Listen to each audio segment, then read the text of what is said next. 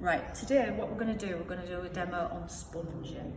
So what you need to do first is to mask off your square.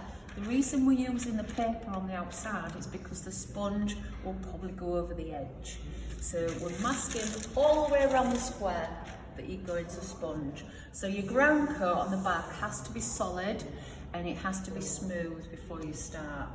So some of the items you'll need then when you start, you need a piece of lining paper, a 9-inch flat tray with a background colour, a kettle of water and a natural sea sponge. Now the sponge needs to be squeezed out, not wrung out. If you try and wring it out, you'll tear it. So just squeeze out the sponge, get as much water out as you can. Press it on there so you don't get any more excess water. Not too bad. So the sponge has to be damp. If it's not damp, it'll be too spiky and too hard. So get your sponge, nice one, this one. You're going to use these spikes on the outside, and that's what's going to give you the effect.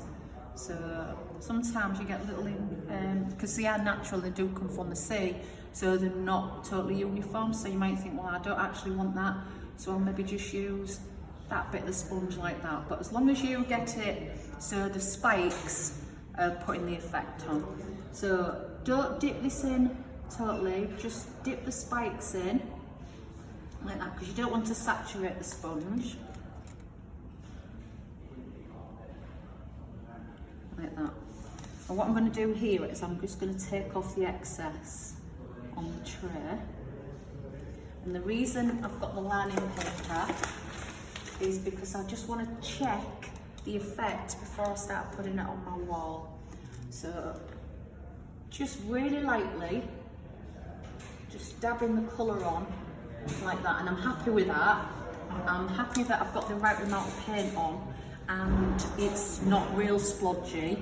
I'm happy with the effect the sponge is given. I don't need to go to a different part of the sponge. I'm quite happy. So dab on the excess. So the key to this is to be random rather than uniform. If you go uniform, you'll get what's called banding. If I sort of do it all the way down and then come all the way down, I will get an edge. So what you're doing is you're trying to be random, but you're not pressing down with the sponge, you're just rolling the tips or dabbing the tips. So I'm going to start up in the corner, get as close to the edge as you can, and then as close to that. Now I am going to dab because I've noticed when I'm rolling it's sort of doing a little bit of a skid, so I don't want to skid. So as I say, it's just random, not going in lines. You're just going round like that, adding it on. You're slightly overlapping each one. Okay, I did start and I've got a little bit of a band there, so when it comes to my second colour, I'll make sure that I break that up. You don't necessarily have to dip your sponge in every time as well, just dipping it into the excess is enough. Some bits there. Don't worry if you do get a bit where you think, oh, actually it looks like I need a bit more there, because when you come with your second colour, you will break it up. As you can see here, I've got a heavier area there, and then it's gone lighter. What will happen there is I'll break that up with the second colour. So, it's random. I don't want to look uniform, and it wants to be random, but quite even. As I say, make sure you get right up to the edges of the masking tape, because if you don't, you won't get that sharp outline. So I'm just going to, because I'm dipping in again, I'm going to take off the excess, and I'm just going to take off the heaviness on the paper, and then I'm just going to go again. So just dab in, turn the direction of your sponge as well. You don't have to have it all one way. So the more random it is, better.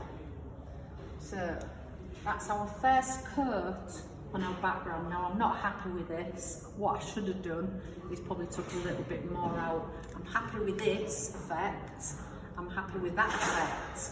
but I've got lighter as I've gone on. This is the practice piece, and this is why you should really practice beforehand. I've not done it obviously for a few months, so this is the effect and I'm not happy. So, but it's okay because it's my practice piece, all right? So what I would then do is I'd maybe have another practice piece, and then when I'm happy, I've got the pressure right, the amount of paint right, then I would start on my design.